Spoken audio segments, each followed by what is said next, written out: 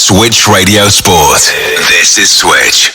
Macca, thank you for joining me after that entertaining game. Another 7 goals in a Tier 3 game. What were your thoughts on today's performance? Yeah, there was moments where we were very good. There was moments where we need to do better. You know, conceding goals is not something that I like, and everyone knows that. But as I said, I thought there was some really good overall play. But I think the standouts today were the two forwards in Amber and Charlotte. Greengrass unplayable at times. Some of the finishes, some of their individual brilliance, but also the way they've capped off some really good moves from the whole team. You know, Robbo and Des getting a couple of assists each. It was overall really pleasing to see. I was going to mention how good those two forwards are, and obviously they've been banging the goals for you throughout the whole season. But maybe you could just touch on maybe a Stourbridge player, the goalkeeper, Harriet Grimshaw. She's been one of the standouts of Stourbridge. How do you feel that she did today up against, like you say, those two fantastic strikers? I think sometimes it's always hard, isn't it, when you've conceded 7.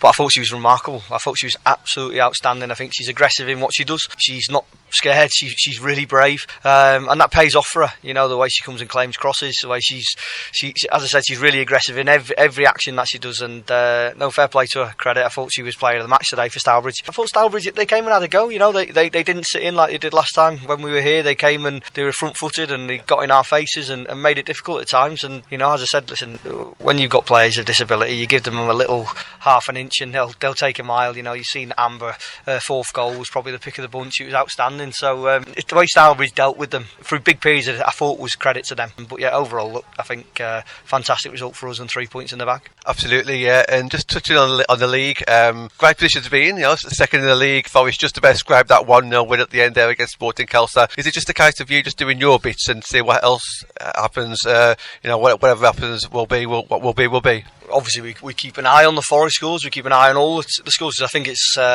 disrespectful to just talk about us. You've got to look at Burnley. You've got to look at Rugby Borough. You've got to look at Stoke as well. The league is so competitive this year, and I think that's credit to the way the women's game's gone. We've got 10 games left now. We've put ourselves in a position where we've got 10 games left and we're within our hands, if you want to say that. Now, if you'd have offered me that at the start of the season, I would have snatched your hand off, because what this group are doing is defying all the odds. You know, they shouldn't be where they are.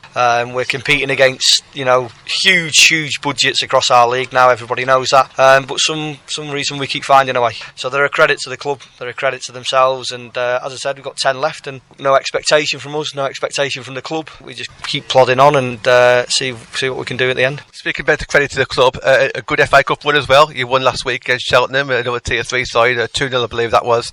Manchester United coming up. Surely you must have been excited when you pulled Manchester United out the hat. I'm not too sure excitement. Nah, listen, when you get to that stage of the FA Cup, it is about, you know, pulling out the best, and to pull out the holders is unbelievable. You know, everyone knows I'm a massive Liverpool fan, so for me to go up against Manchester United in a competitive game is incredible. But listen, I also think we need to take stock of last time we hosted Man United. It was an under-18s game when my first pre-season at Bilston Town. You know, fast forward 7 years, we're now hosting them in the last 16 of the FA Cup. So it's a huge, you know, credit to everybody that's been involved over the 7 years, no matter what part they've played in the journey, to be bringing one of the biggest names in world football to Telford, to the Sear Stadium is incredible. So it's something that we'll enjoy, the girls will enjoy, but we've got to make sure we keep that parked for the next 2 weeks. We've got 2 really big games and 6 massive points to play for. And you mentioned it was going to be at Telford as well. I know the fans really wanted it to be there. That's their usual home, and I understand that. That's great.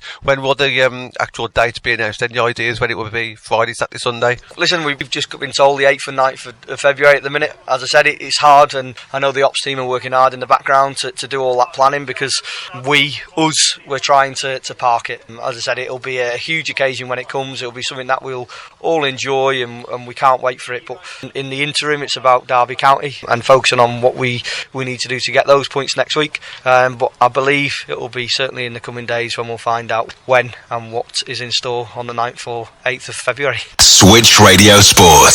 This is Switch.